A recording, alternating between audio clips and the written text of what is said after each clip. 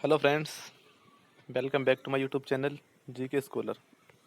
दोस्तों, GK scholar पर आप सभी का बहुत बहुत स्वागत है। जैसे कि आप फ्रेंड्स जानते ही हैं कि आज ये हमारी मॉडर्न हिस्ट्री की वीडियो लेकर के आए हैं हम फिर से आज, क्योंकि हमने इससे पहले वीडियो अपलोड कर दी है और शायद वो आपने देख ली होंगी। और दोस्तों, अभी तक आपने वीडियो नहीं देखी है तो प्लीज़ हमारे टेलीग्राम चैनल हमारे जीके स्कॉलर पर जा करके हमारी प्लेलिस्ट में जाकर चेक कर सकते हैं वहाँ से। तो हमने दोस्तों पिछली वीडियो में डिस्कस किया था कि मुइज़ुद्दीन बहराम शाह के बारे में। किसके बारे में दोस्तों? जो बहराम शाह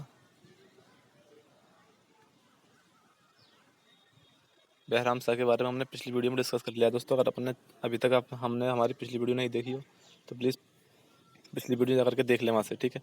आपको चीज़ें आसानी से समझ में आ जाएंगी दोस्तों। जब बहराम शाह का जो टाइम पीरियड था वो था 1240 से 1242 तक, ठीक है दोस्तों।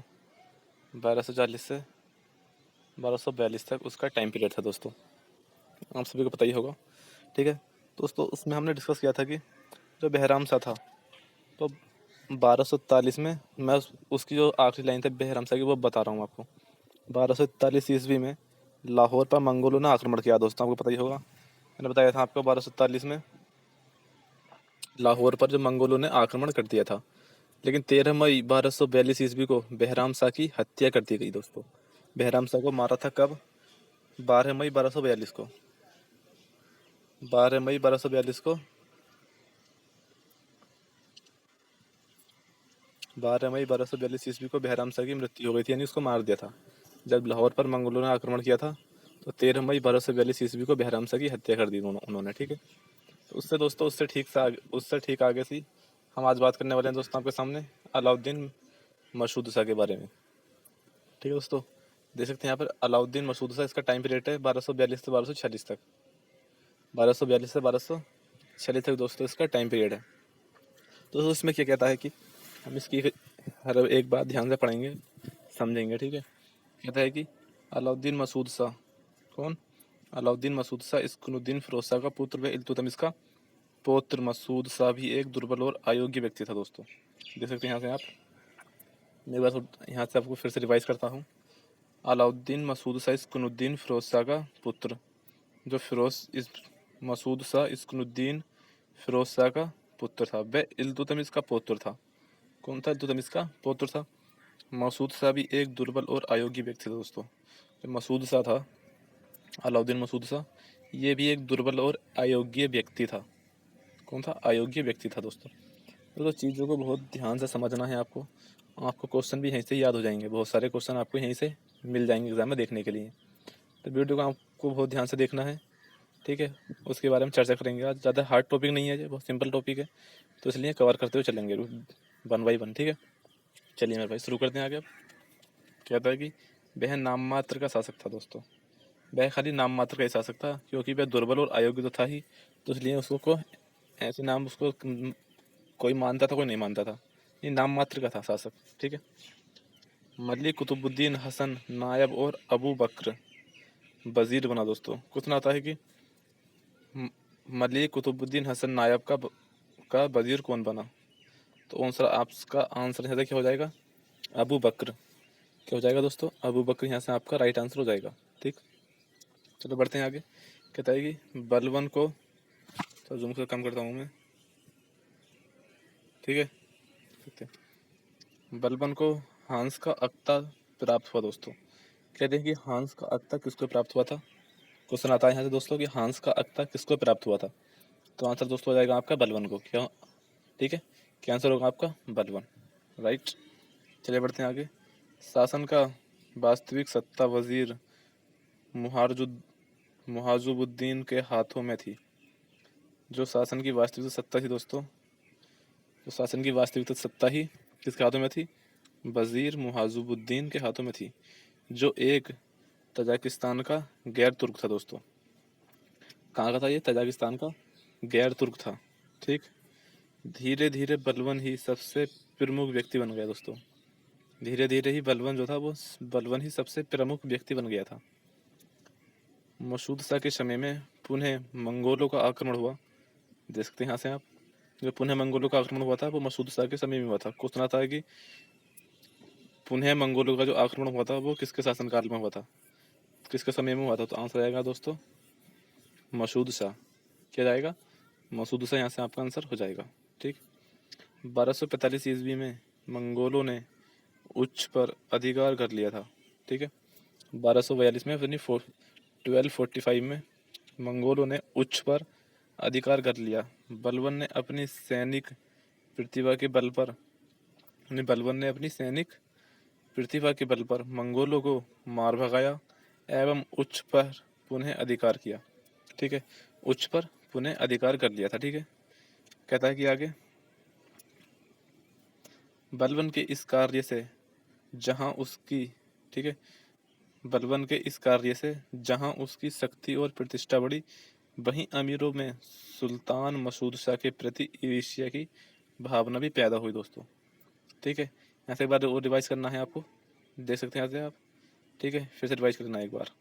तो दोस्तों यहाँ से एक बार मैं आपको फिर से रिवाइज कराता हूँ। ठीक है, यहाँ से देख सकते हैं आप, बलबन के इस कार्य से जहाँ उसकी शक्ति और प्रतिष्ठा बढ़ी थी। ठीक है, जब उसने बलबन के जो इसने कार्य किए थे, तो इससे इसकी शक्ति और प्रतिष्ठा तो बढ़ी ही थी। ठीक है। वहीं अमीरों में सुल्तान मसूद शाह के प्रति ईर्ष्या की भावना पैदा हुई दोस्तों। ठीक है, में पैदा हुई थी।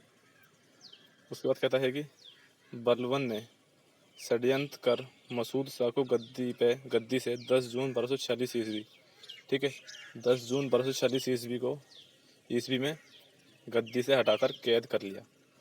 यानी बलबन ने एक षड्यंत्र रचा था कि उसने मसूद शाह को गद्दी से हटाया था। कब? 10 जून 1246 को। क्वेश्चन आता है कि मसूद शाह को गद्दी से हटाकर उसकी गद्दी पर कौन बैठा था? तो आपको दोस्तों आंसर होना चाहिए यहाँ से बलबन। यहाँ से बलबन दोस्तों आपका आंसर होना चाहिए था। ठीक है, यहाँ से उसका आंसर भी हो जाएगा। ठीक। फिर 10 जून 1246 को उसने मसूद शाह को गद्दी से हटा दिया था और खुद बलबन बैठ गया था। ठीक है। कैद खाने में ही उसकी मृत्यु हो गई दोस्तों। जब बलबन ने मसूद शाह को कैद किया था 10 जून 1246 को षड्यंत्र रचने के कारण एक, तो उसको जहाँ पर कैद किया था उसको, वहीं पर उसकी मृत्यु हो गई थी दोस्तों, उसी कैद खाने में। ठीक। चलिए मेरे भाई बढ़ते हैं थोड़ी आगे इससे। आगे कहता है नासिरुद्दीन महमूद। ठीक है दोस्तों, आगे बात करने वाले हैं हम नासिरुद्दीन महमूद के बारे में। ठीक है। तो इसका जो टाइम पीरियड था दोस्तों वो था 1246 से 1266 तक। ठीक है। कितना टाइम पीरियड था इसका? 1246 से 1266 तक इसका टाइम पीरियड रहा है। चलो इसके बारे में थोड़ा डिटेल से पढ़ लेते हैं कि जो इम्पोर्टेंट क्वेश्चन बन सकते हैं वो भी डिस्कस करने वाले हैं हम आप। कहते हैं कि 10 जून 1246 ईस्वी में युवा नसरुद्दीन महमूद शमसी मालिकों द्वारा सुल्तान के पद पर प्रतिस्थापित किया गया दोस्तों। ठीक है। 10 जून 1246 ईस्वी में जो युवा नसरुद्दीन महमूद शमसी मालिकों द्वारा सुल्तान के पद पर प्रतिस्थापित किया गया। उसने तुर्की अमीरों की शक्ति का अंदाज लगाकर, ठीक है, किसकी बात चल रही है यहाँ पर? बात चलिए नसरुद्दीन महमूद की। ठीक है। उसने तुर्की अमीरों की शक्ति का अंदाज लगा लिया था, लगाकर सारी सत्ता चालीसा के सरगना और नायाब बलबन के हाथों में सौंप दी। ठीक है। चालीसा सरगना और नायाब बलबन के हाथों में सौंप दी। वह नाम मात्र का, ठीक है, वह नाम मात्र का शासक बनकर ही संतुष्ट हो गया। ठीक। फलतः तुर्की अमीरों और सुल्तान के बीच, देख सकते हैं यहाँ पे आप, फलतः तुर्की अमीरों और सुल्तानों के बीच चलता आ रहा सत्ता का संघर्ष समाप्त हो गया दोस्तों। जो पीछे से उनका संघर्ष चलता हुआ आ रहा था, अमीरों और सुल्तानों के बीच का संघर्ष था, वो समाप्त हो गया था यहाँ करके। ठीक है। अब नसरुद्दीन ने बलबन के सहयोग और षड्यंत्र से ही गद्दी प्राप्त की थी दोस्तों। किसके सहयोग से? जो नसरुद्दीन था उसने बलबन के सहयोग से ही, षड्यंत्र से ही गद्दी प्राप्त कर ली थी। अतः वह बलबन के आगे असहाय था। किसके आगे असहाय था? बलबन के आगे। कौन असहाय था? नसरुद्दीन असहाय था। ठीक। कुतुब खां जिसने नसरुद्दीन महमूद की माता मलिका ए जहाँ, ठीक है, पूछता है कि नसरुद्दीन महमूद की माता का नाम क्या था? तो एक आंसर आ जाएगा मलिका ए जहाँ से विवाह कर लिया। ओफो, ठीक है। और अवध का एकता प्राप्त किया। कहाँ का? अवध का एकता प्राप्त किया, स्वतंत्र शासक बन गया। अवध का एकता प्राप्त करके स्वतंत्र शासक बन गया था दोस्तों ये। तो यहाँ से मैं एक बार आपको रिपीट करता हूँ फिर दोबारा फिर। कुतुलुक खां, जिसने नसरुद्दीन महमूद की माता मलिका ए जहाँ से विवाह कर लिया दोस्तों। जो नसरुद्दीन महमूद शाह की जो माता थी मलिका ए जहाँ, मलिका ए जहाँ से कुतुलुक खां ने विवाह कर लिया था और अवध का एकता प्राप्त कर स्वतंत्र शासक बन गया। इसमें यहाँ से अवध का एकता प्राप्त करके स्वतंत्र शासक यहाँ से बन गया था ये। ठीक है। कहता है कि 1266 ईस्वी में नसरुद्दीन की अचानक मृत्यु हो गई। 1266 में यानी 1266 में नसरुद्दीन की अचानक मृत्यु हो गई। वह शमसी वंश का अंतिम शासक था। ठीक। शमसी वंश का अंतिम शासक कौन था? नसरुद्दीन। ये क्वेश्चन पूछा गया है दोस्तों कई बार एग्जाम में और पूछा भी जाने के चांसेस इसके, तो आपने ठीक से देख लेना है। ठीक।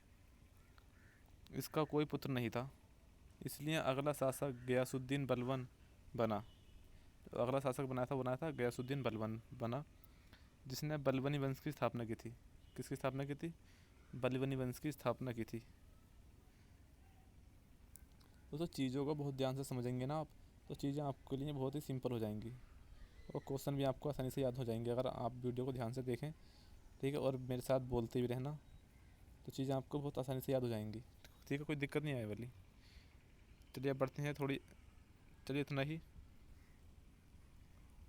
यहाँ तक दोस्तों हमने कवर कर लिया है इसको। किसको? आप नसरुद्दीन महमूद को। ठीक है। नसरुद्दीन महमूद के बारे में हमने यहाँ तक जान लिया है। 1246 से 1266 तक इसका टाइम पीरियड रहा है। तो दोस्तों इससे आगे हम नेक्स्ट वीडियो में लेकर के आएंगे आपके लिए कंटेंट जो भी इम्पोर्टेंट होगा।